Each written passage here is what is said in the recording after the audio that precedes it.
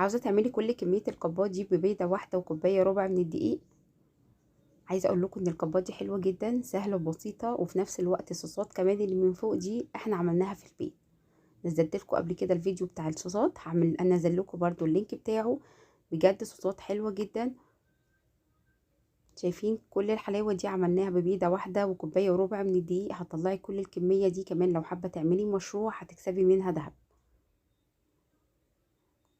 كبات كده شكلها حلو، كمان طعمها احلى. الصوصات بتاعتها كده عامله طعمها جوسي من جوه، مش قادره اقول لكم طعمها عامل ازاي. وكمان الكيكه حلوه قوي. نقول كده بسم الله ونبتدي الوصفه مع بعض. قبل ما ابتدي الوصفه حابه اعرفكم بنفسي، انا اميره داوود، دي القناه بتاعتي. لو لسه ما اشتركتيش في القناه اشتركوا في القناه وفعلوا الجرس عشان يجيلكم كل جديد. ولو الفيديو عجبكم لايك وشير.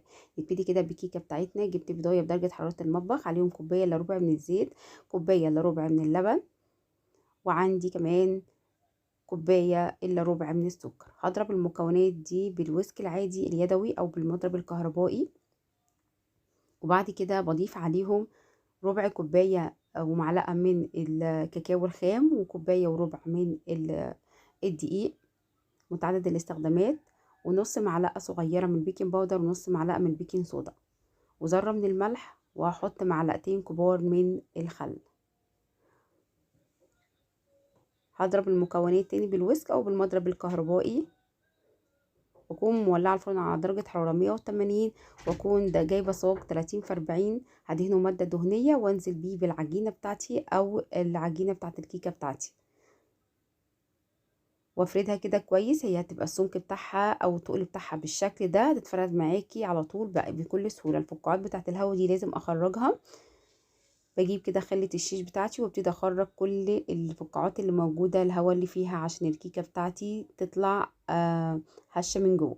طلعت معايا بالشكل ده، قعدت معايا 10 دقايق ل 12 دقيقه.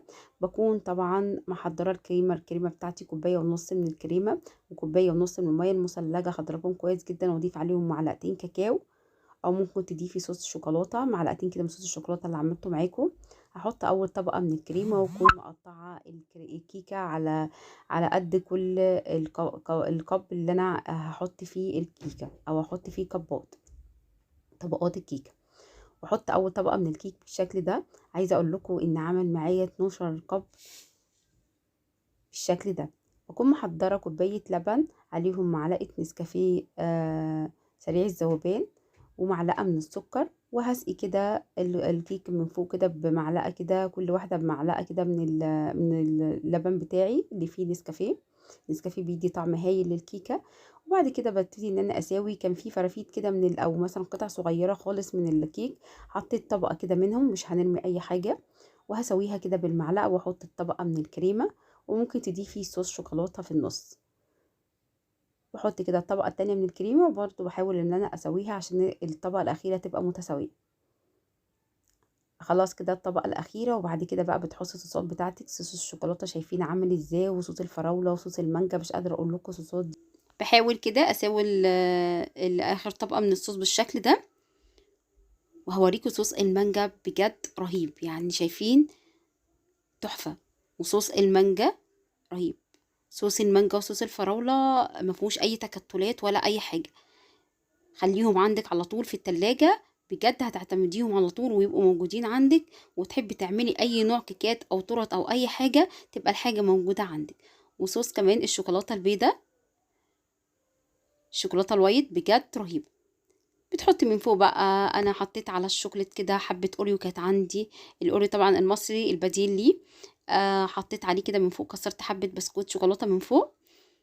بتحطي بقى ايه على المانجا على حسب ما انتي عاوزة. وعملت كمان كان عندي، وحطيت كمان كان عندي سبريد بسكوت اللوتس اللي بالقرفة، خففت منهم حبة بالمية، وحطيت كبات برضو من فوق بالشكل ده. وعندك بقى بسكوت بقى برضو مضروب كده نص ضربة، حطيته فوق الوش وبس. وتحطيه في التلاجة وتقدميه او تعمليه مشروع عندك، بجد رهيب. شايفين كده صوص الشوكولاتة عامل ازاي، رهيب يا جماعة. الصوصات دي مش هتبطلوها عندكم في التلاجة، وهتبقى موجودة عندكم على طول من حلاوتها. وكمان هتوفر عليكم حاجات كتير جدا غنية. فيها شوكولاتة وفيها لبن بودرة وفيها حاجات كتير جدا، في نفس الوقت موفر. شايفين يا رب النهارده يكون الفيديو عجبكم، هتوحشوني الفيديو الجاي. استودعكم الله والسلام عليكم ورحمة الله وبركاته. مع السلامة.